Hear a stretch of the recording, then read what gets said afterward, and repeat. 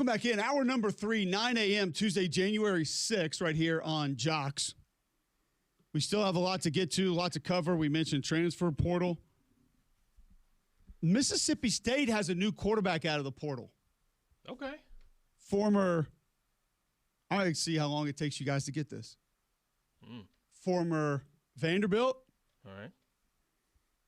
LSU. App State. He already knew. A.J. Swan is the quarterback. Damien got it. I would say I'm going to get Damien's first one to get it. I'll give him credit. He's been around for a minute. How long has he been around? I mean, I can remember in warm-ups talking to Derek Mason and saying, man, this backup kid, A.J. Swan, throws the ball well. He throws a nice ball. Yeah, it's been Life comes at you fast, Cube. Been a few minutes, yes. It's not TJ Finley, but it's been long enough. Bryce Underwood announced he'll return to Michigan next year. Boston College has a new quarterback. Okay. Mason McKenzie from – Damien ain't getting that one. Is it D1? It is not. Now you're just asking, Didn't know if we had another cheating. Trinidad on our hands. Because I think that you would do that to us. Saginaw Valley State. Okay, then. See? The Fire. No, they're not the Fire. That was Rain and Birmingham of the World League. No. Rhine, not Rain. They're the shuttlecocks. Cardinals. Oh, okay. Louisville announces running back Isaac Brown's going to return.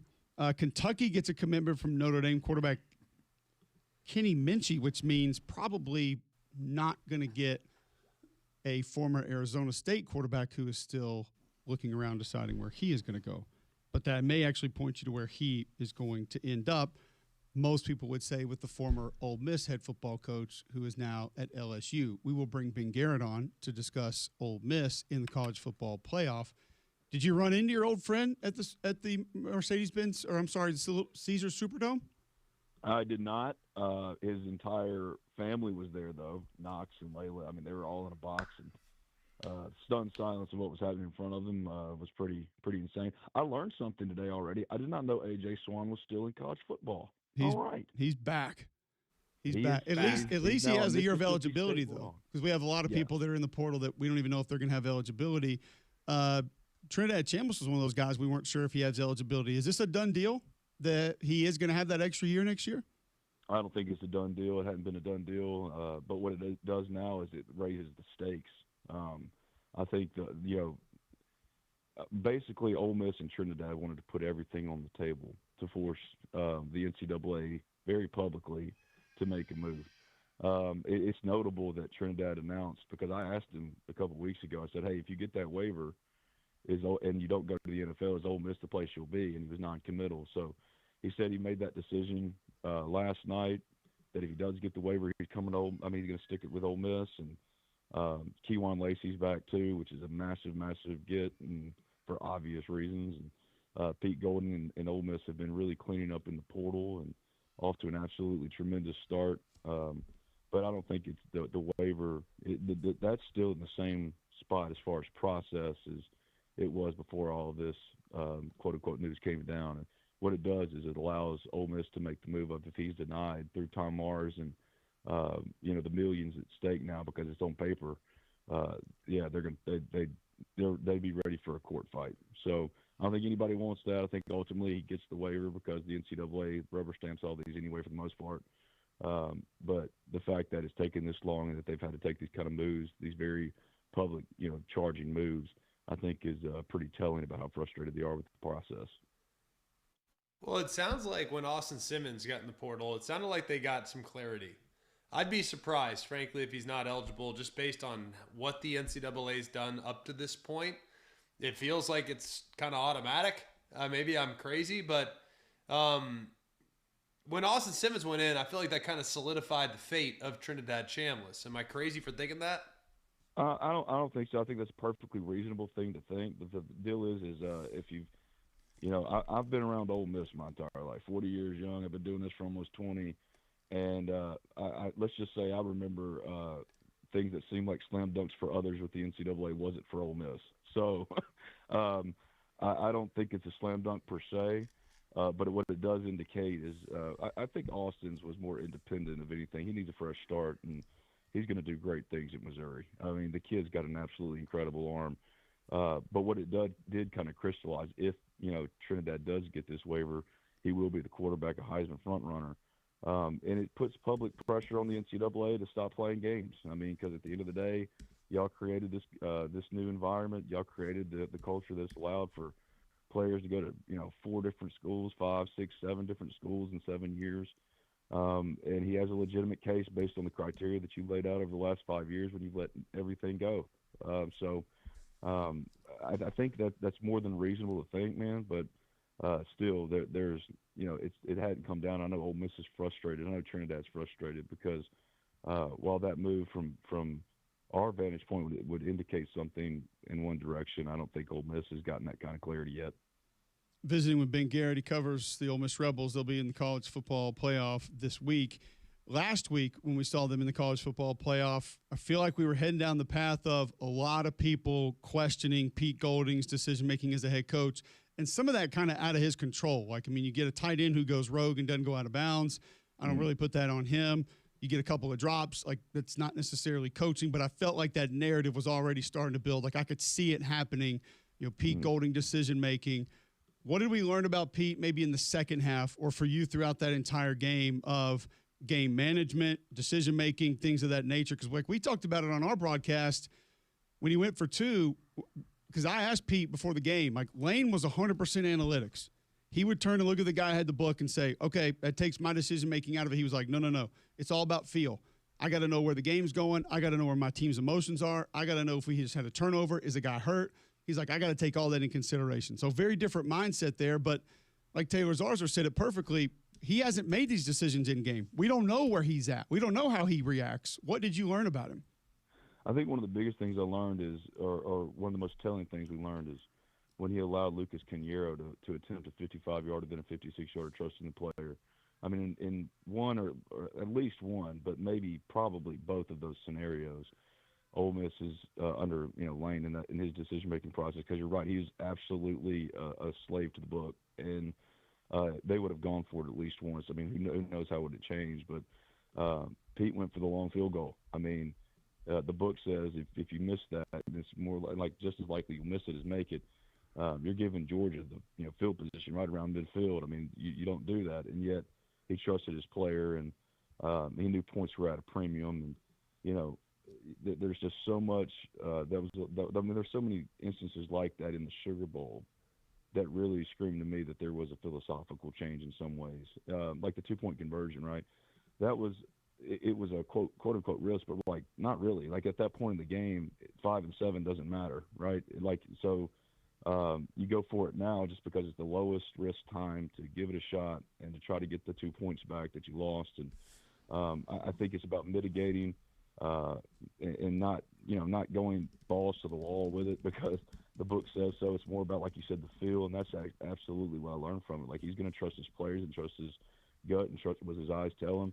Like I don't begrudge. Like I don't put it on Pete because Daquan didn't cut back in rather than going out of bounds before the half. I mean, stuff happens in games, man. I mean, and they kept punting. I think like the biggest takeaway with all that is, there was some of that clunkiness, but dude, Ole Miss just continued to pound the rock, right? They just continued to chip away, stay in the fight, and the confidence level of this team is absolutely through the roof. And to fall behind 21-12 and have the messiness at the end of halftime, to not get a field goal attempt off because Daquan turned upfield rather than go out of bounds. So many instances like that, and still win in an impressive way, looking like every bit the equal, if not a better team than Georgia that day, I think is a testament to Pete. I think what's really the biggest testament to Pete is how normal and how Ole Miss continues to keep winning. This has all been considering the absolute unprecedented nature of what's going on around here for a month. The fact that it is so normal when it has no reason to be anything, to be everything but, is an incredible testament to Pete, and that includes the on-field product. I mean, Ole Miss looks like the same contender it's been all year, consistent contender all year, and that's, in my opinion, a massive credit to him. It's amazing. You got to give a lot of credit to him. You referenced it. I think hiring the staff and being out in front of it. I said this earlier on Get Up. We flat out asked Pete, like, hey, what's Lane going to do when they decide to if they win this week? You know, you go out and win. Like, is Lane going to let the guys hang around? He goes, probably not, but we got a plan for that. I went out and hired the entire 2026 staff, put them in the back of the meeting rooms, anticipating the players so they could kind of learn how the coaches were talking to the players throughout this process, knowing that Joe Cox and company were probably going to have to go after they won. So now the guys just go from the back of the room to the front of the room. So it's seamless for the players. Like, he's been all over it, I feel like, in a great way. So just planning even this transition is amazing. Yeah, and I love what he said when he kept getting asked about the LSU coaches being in the room. You know, he's like, finally like, guys, I mean, no one cares about this here. They don't, because, and he's right. Y'all, like media, we can keep raising a big deal about it. At the end of the day, especially against the backdrop now that Kejuan Lacey's coming back next year, that Trinidad, if he gets his waivers, coming back next year, everybody's worried about tampering, like that Charlie Weiss or Kevin Smith was going to, and there was some of that. I mean, of course there was, but but there was no like Kevin Smith and Charlie Weiss sneaking Kejuan off into a side closet going, all right, here's the deal. Here's what we're going to do when we go to LSU. There was conversations with everybody. That's everybody across the country. Pre-portaling is just a part of the culture now. But I think Pete's handled that, like you said, incredibly well. Specifically, got the staff hired. Still needs a tight ends coach. I think he wants one more defensive assistant. I've heard Patrick Toney could come in here and join potentially Brian Brown as co-DC. But I don't have that completely verified. But like they're still looking for an assistant on that side in that way. But like the big ticket items, he took care of them with A-Plum, and you nailed it. Like John David Baker's been in every offensive meeting. Like what do people think happens when Charlie Weiss and Kevin and them, they have to go back to LSU to go recruit for a day? Like there's a reason why Patrick Carter has been calling himself the interim wide receivers coach. And that's what Pete said to ESPN and others who kept hammering him on the call the other day about this coaching stuff. It's like, dude, we have millions of guys in the building that have instructed. You know, it doesn't change much anything because Patrick Carter puts them through drills for an hour and a half on Monday instead of George McDonald. But I talked to a number of those LSU coaches on the field after the Sugar Bowl, and I truly believe a few of them specifically really don't like the way this was handled and are nothing but well-intentioned. A few of them not so much, but I don't lump them in together, man, monolithically and say, hey, yo, like, all these dudes are here for nefarious reasons. Some of them are kind of checked out and they just need to go do their new job. It's unfortunate the calendar has not allowed them to see this to the end, and I would be surprised, honestly, if they continue on if Ole Miss wins the Fiesta Bowl, mainly because of Lane's own pettiness. But yeah, like I think of all the things Pete's handled incredibly well, and I don't know, and like I question the heck out of that. You know what I mean? I'll freely admit it, hand up. Like I was hearing that about meetings and this, that, and the other, and that Tulane win in the first round was going to be it for these LSU coaches. And to Pete's credit, like he just hasn't blinked about that stuff. You know what I mean? He's treated like an adult. He said that to ESPN. Then like there's grown men making these decisions, guys. And while George McDonald's here, Patrick Carter, and pick your guy like LaDainian Washington, he's the new wide receivers coach. I saw him on the field at the Sugar Bowl. John David Baker's in the booth during the games, down on the sideline, the new offensive coordinator. You know what I mean? I think Pete's done a great job with that, and it is completely unprecedented. Like I don't think we'll ever see it again. You know what I mean? Something's got to come down from it because like that is just it's been absolutely wild to see not just Pete but like Lane and all these guys try to balance something that there's no book for. It's been crazy. It's wild. All right, so when you look at this matchup that this team is going to be going up against this week, where do you look at some massive advantages and where are your biggest concerns? Man, the biggest concern is obviously the dynamic play make for Miami defensively. That's a really good defense, one of the very best defenses Ole Miss has played all year. I think where Ole Miss has a real advantage is it knows Carson Beck and it knows how to attack him. That 2024 game in Oxford when he was at Georgia is a good example of that. I expect it to be like I was surprised. I don't know about y'all, but like I was surprised to see Mount Miami open up as a 3.5-point favorite. I think these are two quality football teams, and it just speaks to how Ole Miss is still not getting the credit it's deserved. I mean, its only loss all year is a single-digit loss, single-possession loss to Georgia at their place in October, and yet they're always the underdog. They're the 6th seed. I mean, it was a different logo. I mean, that's what Lane went chasing, a logo. You can't tell me they would probably wouldn't have been top 4 seed or something like that with a bye. But you know I bet they're glad they didn't get the top 4 seeds. You know what I mean? Like no one wants top 4 seeds anymore. But going into this game, being the underdog, I think speaks to what I'm talking about. And these are evenly matched teams. Even though I think Ole Miss, based off of their body of work, you could argue is the stronger team going into the matchup. Miami's playing arguably the best of anybody right now and the hottest team. But also, what is Ole Miss if not one of the hottest football teams? They haven't lost since October. They just took Georgia's very best shot. I mean, Kirby started doing things in that game, guys, and I mean, y'all saw it.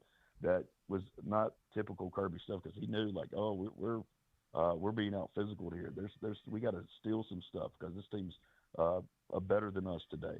So I think, more than anything, the confidence level of this team and the belief in this locker room and what they do well. I mean, there's no surprise to what Ole Miss is going to try to do to you.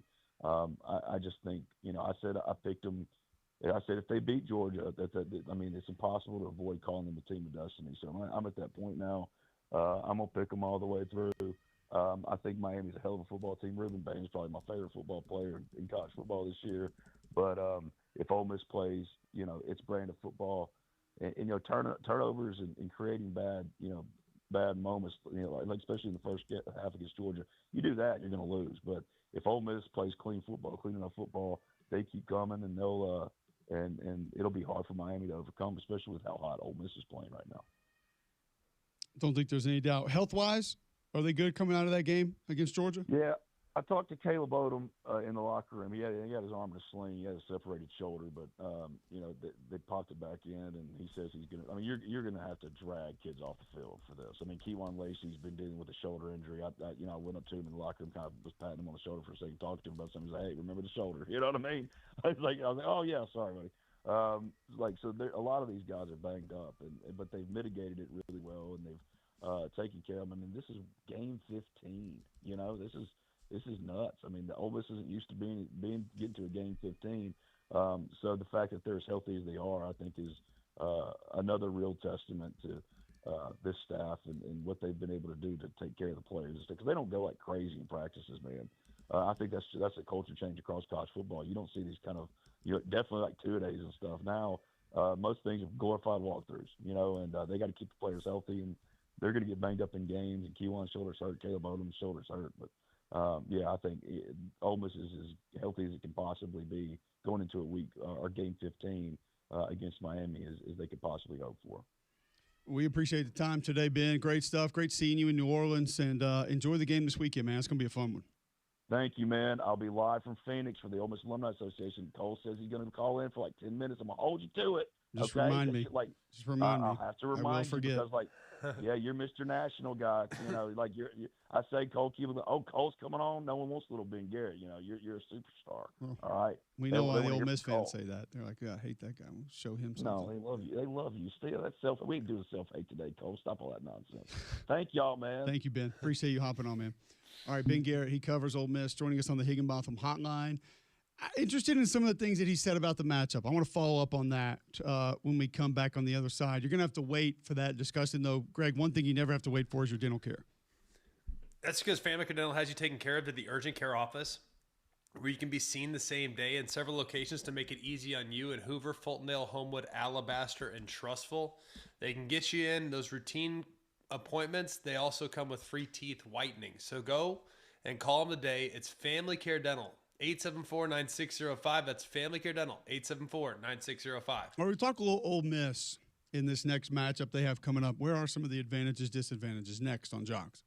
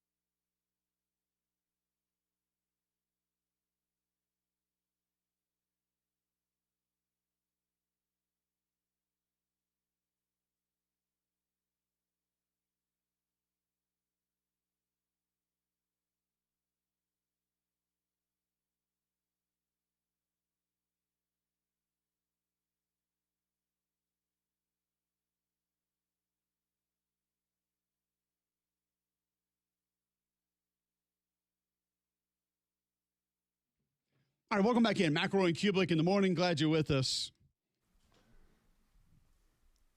Going to talk some college football playoff, that matchup that Ben Garrett mentioned with us in our previous segment. If you've missed any interview today, be it Andy Bertram, Ben Garrett, any segment of the show, we talked transfer portal a little bit earlier, building teams in this new era of college football. We talked Auburn getting multiple transfers from USF, what that means. Then Byron Brown committed, so we discussed him as a college football player, quarterback. You can get that at jocksfm.com. Find it in the app. Go to YouTube, watch the segments over again, search Jocks945. You can find us there.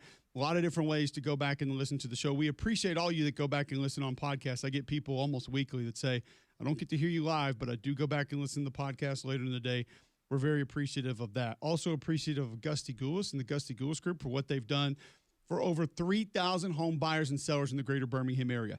205-542-1996, or just go to GustyGoulisGroup.com today, and you're going to find out just what they can do for you. Button at the top right-hand corner of the page when you visit GustyGoulisGroup.com. Smash that button. Very little information. They're going to tell you what they think they can get for your home right now. They have helped family members of mine sell their home, more showings, better price than they ever expected, and get into a new home. They can do it for you. Since 2012, Gusty Goulis Group recognized both nationally and locally as Greater Birmingham, Alabama's #1 team in homes sold. Brokered by eXp Realty, over 855-star Google reviews. Go to GustyGoulisGroup.com. Call 205-542-1996 or Google Gusty Goulis Group for yourself and start packing. All right, this matchup for Ole Miss, GMAC, and how we look at maybe some of the advantages, disadvantages. How do you just kind of look at this matchup on its surface that we are nearing Thursday night? I think the biggest key, and I mean, it seems like I'm on repeat here, and I hate that it's that way, but goodness gracious, how do you block Ruben Bain and Akeem Mesidor? I mean, that's the ticket. I mean, that's what it comes down to. I think it's pretty simple. The approach is obvious. You have to neutralize that advantage that those guys have against every other guy in college football, because why did they win the first 2 rounds? I can promise you it wasn't because of their passing attack or Carson Beck has thrown for, I believe, 241 yards in the first 2 rounds of the playoffs. So it's not the passing attack. It's not the weapons. They are in this position because their defense has been throwing haymakers. They cashed in the pick 6. They've had turnovers. They've rushed the quarterback. I mean, it's really about those 2 guys up front and making the opposing quarterback uncomfortable 100% of the time. So until you can explain to me how they do that, I'm not sure, because that to me is the ultimate decider in who wins and loses the game. Yeah, and I think, too, past that, Greg, people hear that and they just think, oh, they're going to beat you up and there's nothing you can do about it. And physically, they'll just wear you down. I think it goes further than that. It's, to me, when I watch Miami's defense operate, there are a couple of things that stick out, different them than a lot of other people, and things I think will give them an advantage. But yes, Mesidor, Bain, and company are hard to block, but how often do you see them overload the front or overload the box? I mean, It's like they're putting their 4D linemen down, and they're saying, good luck. And the freedom that gives you to either walk linebackers out, walk safeties up, play press man with safety help, like all the different things that you're allowed to do. And it's not that they never pressure. It's not that they never blitz. Actually got home with a couple in their last game off the edge.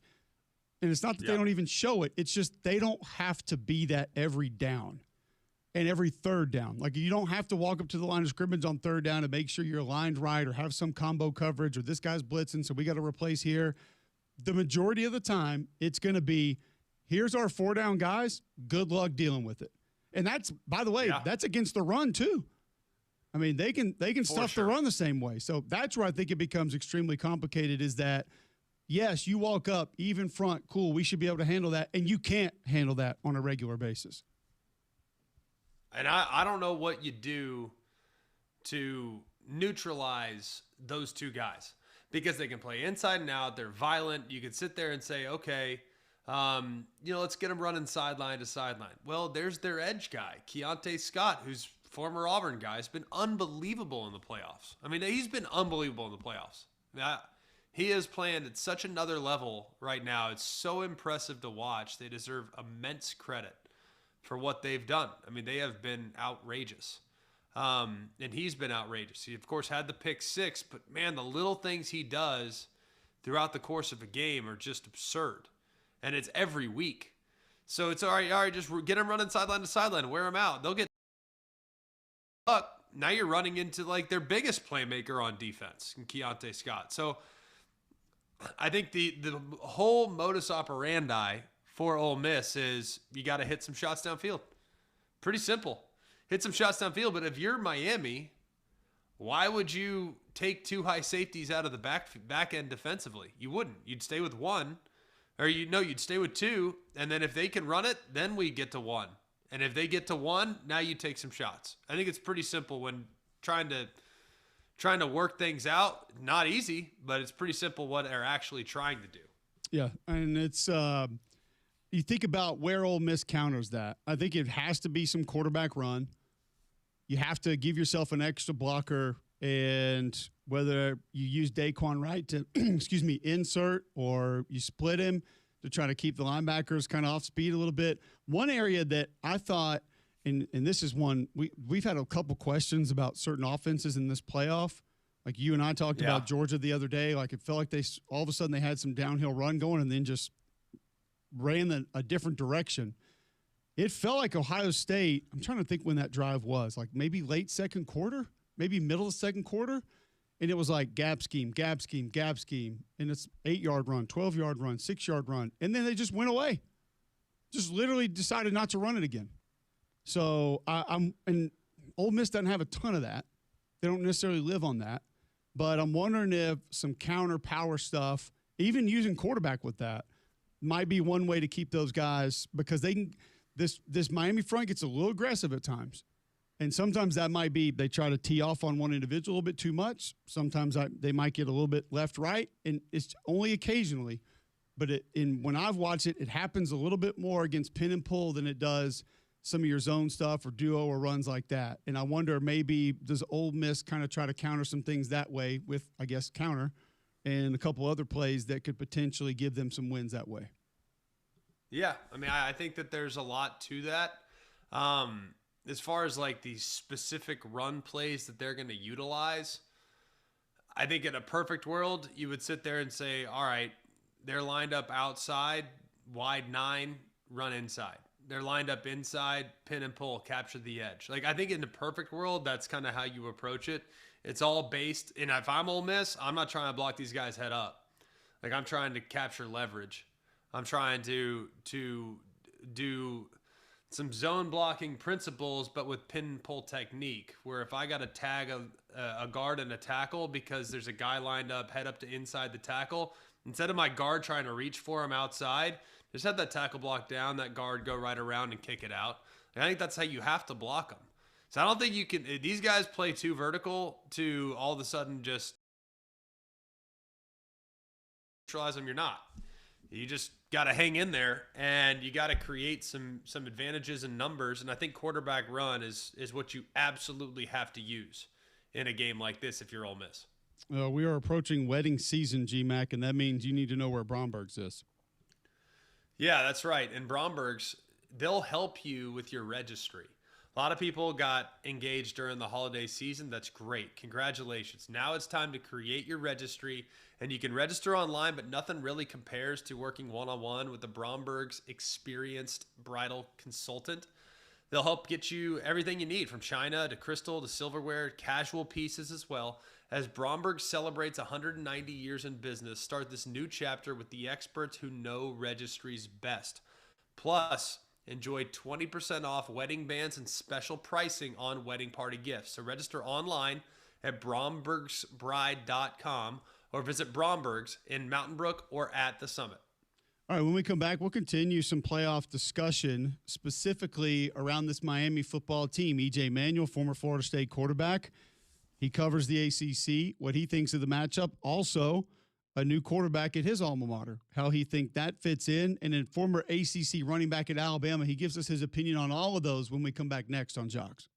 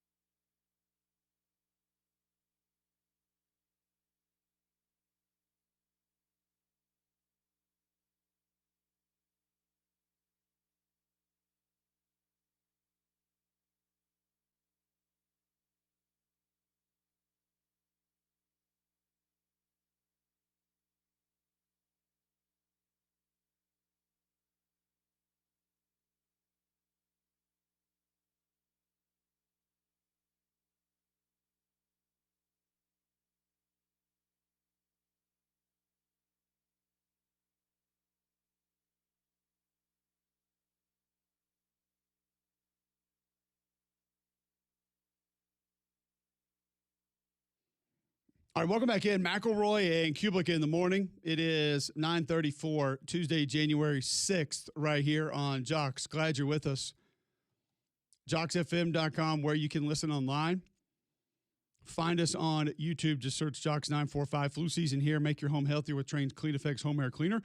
Removes up to 99.9% of airborne particles, including those that cause virus. 100 times more effective than standard air filters. 8 times more effective than HEPA room filters. Find a dealer near you at Trane.com. It's hard to stop a train. EJ Manuel, former Florida State NFL quarterback, joining us on the Higginbotham Hotline, covers the ACC for the ACC Network. We want to talk playoffs, but I want to start with your alma mater. Ashton Daniels, former Stanford Auburn quarterback, has committed. How do you see that fit? How do you see that one working out? What's up, fellas? So here's how I see this working out. First off, I think this is a commitment where, Coach Novell and his staff are going to try to bring in multiple QBs to compete for this job. And then you think about the type of quarterback that has been successful in Gus Malzahn's offense, and it's more of an athletic dual threat QB. And I know Ashton has been, for one, off the field. He's an amazing dude. I've actually gotten a chance to know him a little bit when I was at ACCN covering Stanford in the 2024 season. Went out to their practice, actually played some golf with him. So a good dude. And he actually hit me up last night, letting me know that he was going to commit. So obviously, I don't want to break any news. You guys got it. But yeah, look, I think it's a good part. I think he's also somebody who's a senior, right? Like, he's older. He's played a lot of college football. Is he maybe the home run hit that Florida State potentially needs to kind of win the narrative battle at this point in the offseason? Probably not. But I do think he'll be a great fit for that football team. He'll be a great leader, and he'll also be a great fit for that quarterback room. How would you assess the fit for Hollywood Smothers in Alabama's offense? It feels like he's got great speed, great juice. Maybe not what Bama's had this year. It feels like they're alleviating a huge concern. So when you've watched Hollywood Smothers, how would you assess his game? I think Hollywood fit really well in more of a zone scheme as far as the run game. And I don't know if that's necessarily what the best build will be in the SEC. And I'm not even saying necessarily how Ryan Grubb runs his offensive run game, but more so with the defenses that they're going to go up against. I would assume you're going to need, a 220, 225 kind of back to go downhill, run some power, run some duo, and just get the hard, dirty yards. I know as a quarterback, Greg, you and myself know that. Like, if you can hand the ball off and just get 6 yards on the power, hey, let's keep doing it. You know what I mean? Then we'll hit some play action and start taking some shots. So, Hollywood's a good player, but as far as what I would assume Alabama kind of needs at this point in the run game, I don't know if he's necessarily that fit as far as a power runner, but he's certainly somebody who's versatile, and he'll be a good piece of that offense. All right, let's move into this matchup in the college football playoffs. Miami and Ole Miss. A high potent offense, a team that seems to have a little bit of an edge, a little bit of an it factor that Miami is going to face off against. But I feel like right now, EJ, Miami is one of those teams that has their foundation set about as solid as you could ask for in this setting. They're going to run the football. They're not going to have to be overly exotic or creative on defense, yet they're going to be very problematic. They're going to hit you on the back end, and there's just a lot of teams that can't offer up those things. I think the main thing is they're not asking Carson Beck to do too much. And when he's been asked to do a couple of things outside of his comfort zone, he's done those well. But they're not just out there asking him, hey, man, you need to go be something that you're not. How much confidence should that give Mario Cristobal and his staff heading into this game against Ole Miss, just that they know they have those things they can lean on? Yeah, look, they should have a lot of confidence. I think you look at the way they played against Texas A&M. Sorry, guys, I'm at the park with my kids, if you can hear them, and they're about to jump off the slide. Let me get them down. So I think the big key for Miami and really the success that they've had is genuinely because they've stopped quarterbacks that are super athletic like a Trinidad Chambliss. And I think that's a huge area of improvement for them. But, beyond all of that, guys, I really think this Miami team has impressed me as far as their discipline. Miami's always had a ton of talented players. Even when I was playing them, when I was at FSU, they were always super talented. But some of those teams might have had this opportunity to make it here, but they just weren't disciplined. So they might have had a ton of, pre-snap penalties or guys getting in trouble off the field. You don't hear anything from this team of Miami football. So beyond, just having great pass rushers, a lot of guys who are going to make a lot of money here in a few months in the draft, I do think the mental makeup of this football team is a huge reason why not only could they beat Ole Miss, but potentially win a national championship. Because I'll add this: the Natty's in Miami, right? So if they get past the Rebs, which is not going to be easy, but if they do it, I tell you what, it's going to be hard to see them losing against whoever they have to play in the national championship at home. What do you think has led to this resurgence after the SMU game with what they are offensively now? Because defensively, they've been pretty dang good all year. But offensively, they've kind of undergone a bit of a shift. What do you attribute it to? I think part of it is Shannon Dawson really just locking in and creating some good run game, because even during the regular season, it wasn't just Mark Fletcher. Mark Fletcher dealt with some injuries. At other times, it was Gerard Pringle or it was Shamar Brown. And, look, I think any team that has success, man, you got to be able to stop the run and run the rock. And so I think that's one layer as to why this team turned it around after the SMU games. And here's the thing. Look, those interceptions, they suck. Like, I've had games where you throw 2-3 picks, potentially causes us to lose. But ultimately, I think those 2 losses probably helped this team more than it hurt them. Now, obviously, it could have hurt them ultimately because they almost didn't make the playoff. But I say it helped them because now the mental makeup, again, man, is like, look, we've been through some tough stuff throughout this year. We've been doubted, and we continue to persevere and play good football. But it's because we're all doing our job. And I think the other part about this with that offense is, if you watch it, man, the offensive line, they tag, they do, everybody's going to the right block. Again, I think a lot of times Miami just gets talked about with the athleticism and the freaky plays versus just the detail that I think they're being coached with and that they're playing with on a weekly basis in the playoffs. EJ Manuel, the ACC Network, joining us on the Higginbotham Hotline, former Florida State NFL quarterback. Am I crazy for thinking the one thing that can cost Miami this game is ball security?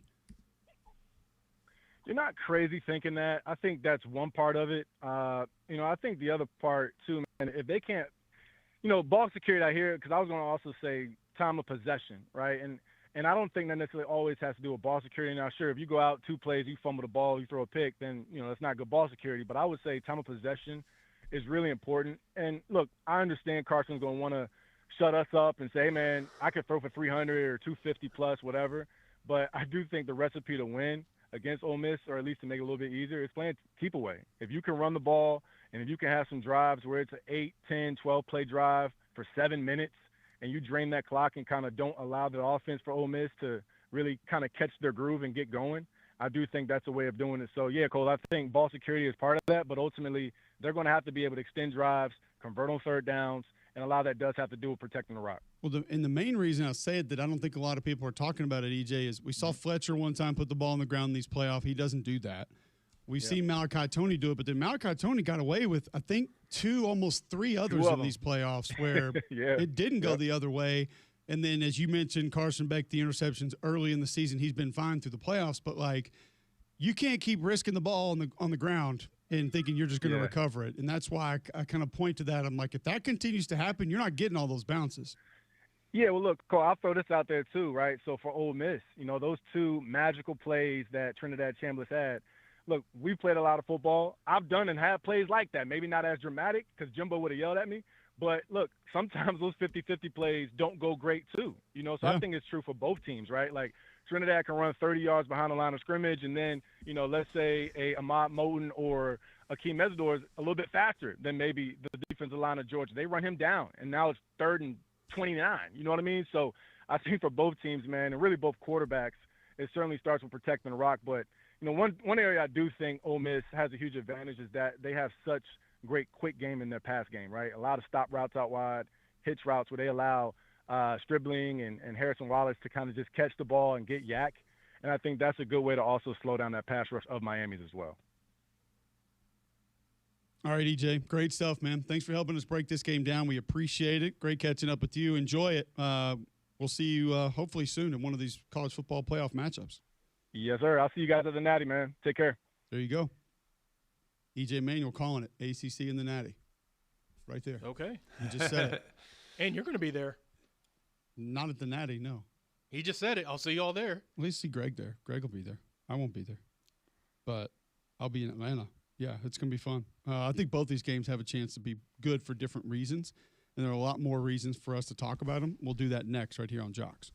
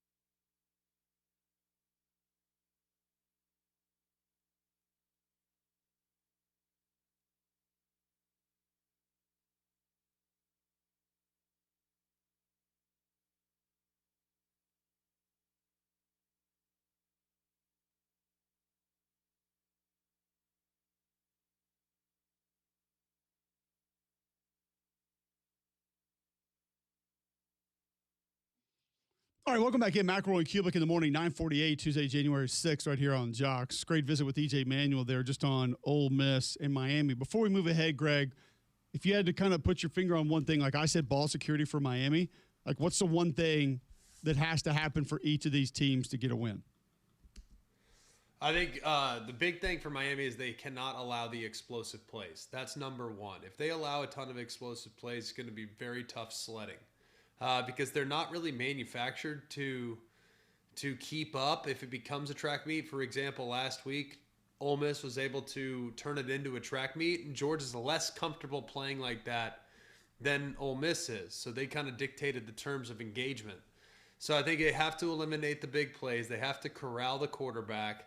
They have to run the football. They have to shrink the game. That's kind of how they play. Miami's very similar to Georgia. I think in a lot of ways they're very similar. They don't utilize quarterback run. That's different. But they're a really good screen team. So is Georgia. They have pretty good perimeter skill. That's Georgia. They have a great rushing attack. That's Georgia. They have a physical offensive line. That's Georgia. The one thing they don't have is quarterback mobility. But they're very, very similar. So if I'm Ole Miss, I'm taking a very similar plan into this game. The one thing Miami has that Georgia doesn't have is take over the game defensive linemen.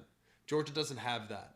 That's the one area where it's a little different. Now, I think Georgia might be a little bit better at corner, but I don't think it's significant. But these two teams are very similar. For Ole Miss, it should be a relatively easy prep. You know, I mean, that's like, hey, we just applied this very similar game plan.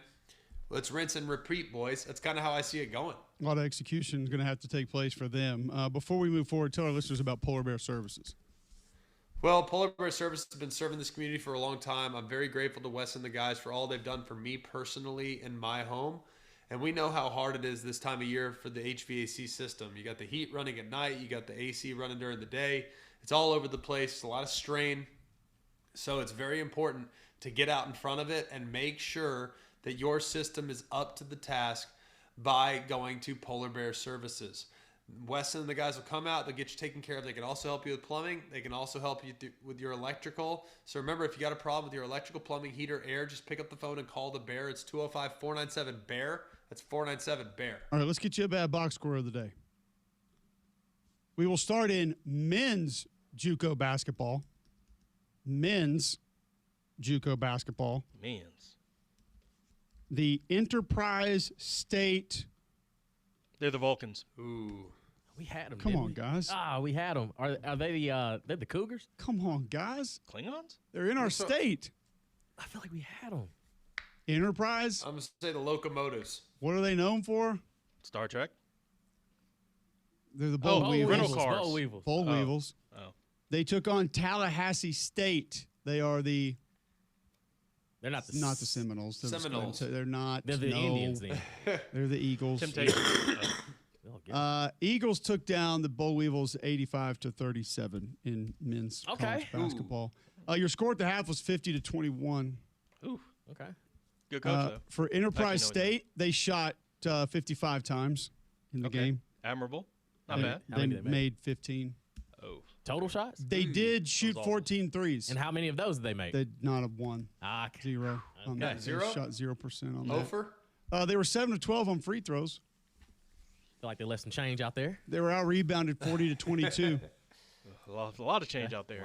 Only 11 turnovers. Be excited about that one. That's so it. that was just a beatdown. That's good. That's Double a net Barely positive double dig, right just there. barely. Net positive. Also in men's JUCO basketball, the Vincennes University. The not, McElroys. Not the Vikings is a good guess, but no. They are the Trailblazers. Juniors. Trailblazers. They took out the Columbia State Community College. They are the Colonels. No. All right. Columbia State. They're the Beans. They're the Chargers. And I know it started with C. Vincennes University goes to 15-0 on the season with a 69-38 win. Ooh. Okay. Vincennes shot 10 of 26 from 3. Go ahead, Vince.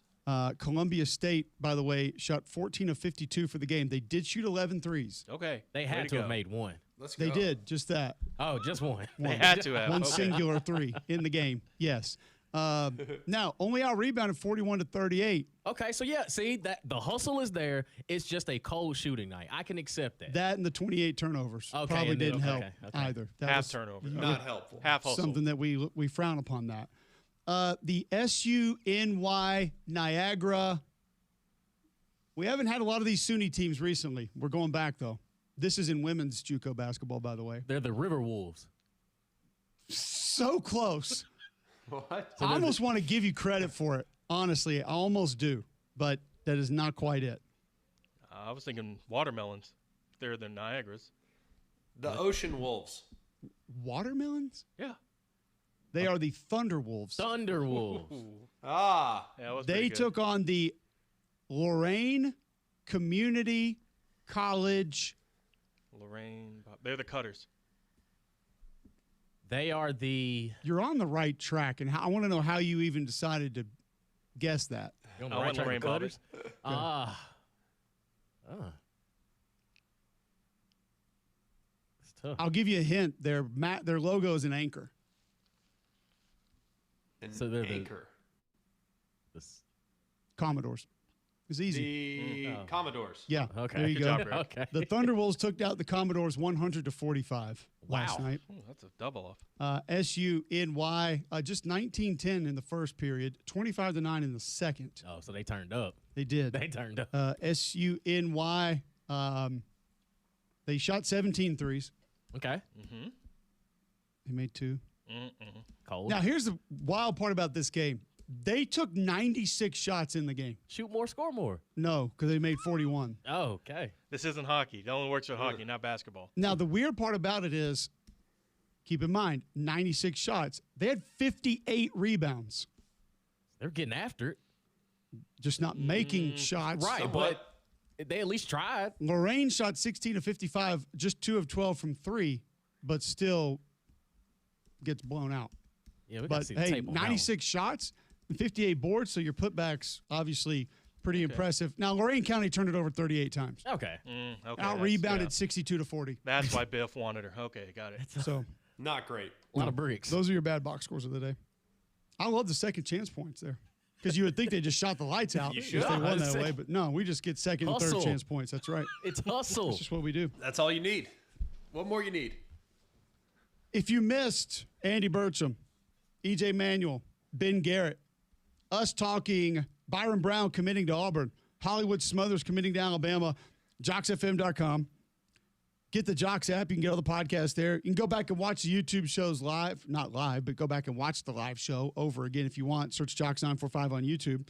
We'll be back tomorrow, 7 to 10 a.m. Three-man front keeps you posted on the transfer portal, any coaching news that's taking place, any transfers coming in, out of Tuscaloosa or Auburn, all that and more next, followed by Paul Feinbaum right here on Jocks.